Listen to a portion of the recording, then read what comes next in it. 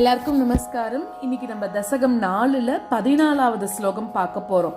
அதாவது முதல் ஸ்லோகத்துல பார்த்தோம் இல்லையா, அந்த தன்னோட யோக பலத்தினால இந்த பிரம்மாண்டத்தையே பிளந்துண்டு வைகுண்டத்துக்கு அந்த யோகியானவன் சாதகனானவன் போறான் அப்படின்னு பார்த்தோம் இல்லையா. இப்போ இந்த பிரம்மலோகத்திலிருந்து வைகுண்டம் போறது எப்படி, எந்த வழியா போறான் அப்படின்னு பார்க்கறான். அதாவது அவன் எப்படி எப்படியெல்லாம் அங்க போறான் அப்படின்னு சொல்றா. பிரம்மாண்டத்தை சுத்தி நிலம், நீர், நெருப்பு, வாயு, ஆகாயம், மகத், பிரகிருதி அப்படின்னு 7 ஆவரணங்கள் இருக்கான். அதாவது 7 ஆவரணங்கள்னு சொல்லலாம், இல்லாட்டி வேலி அப்படின்னு சொல்லலாம். அந்த மாதிரி அதால சூழப்பட்டிருக்கான் பிரம்மாண்டம். இது எல்லாமே ஒன்றுக்கு அப்புறம் ஒன்றா இருந்துகிட்டே இருக்கான். அதாவது 1 by 1 அப்படி இருந்துகிட்டே இருக்கான்.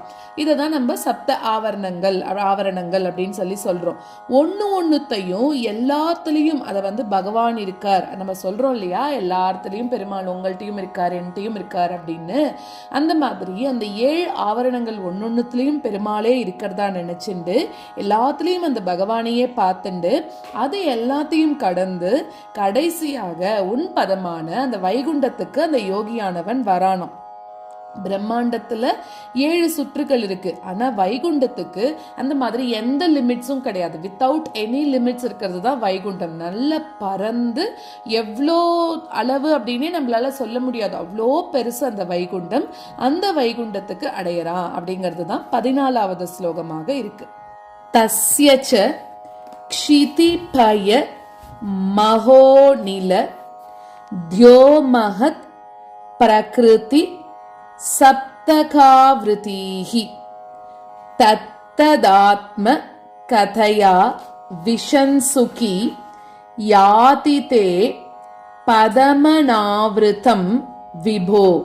தஸ்ய சக்ஷிதிபயோ மகோநில தஸ்ய சக்ஷிதிபயோ மகோநில த்யோமஹத் பிரகிருதி சப்தகாவ்ருதிஹி த்யோமஹத் பிரகிருதி சப்தகாவ்ருதிஹி தத்ததாத்மகதயா விஷன்சுகி தத்ததாத்மகதயா விஷன்சுகி யாதி தே பதமனாவ்ருதம் விபோ யாதி தே பதமனாவ்ருதம் விபோ.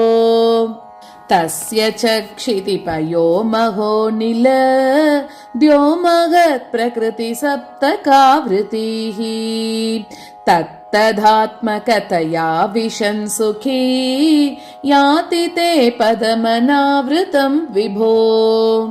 தஸ்ய சக்ஷிதிபயோ மகோநில த்யோமஹத் பிரகிருதி சப்தகாவ்ருதிஹி தத்ததாத்மகதயா விஷன்சுகி யாதி தே பதமனாவ்ருதம் விபோ.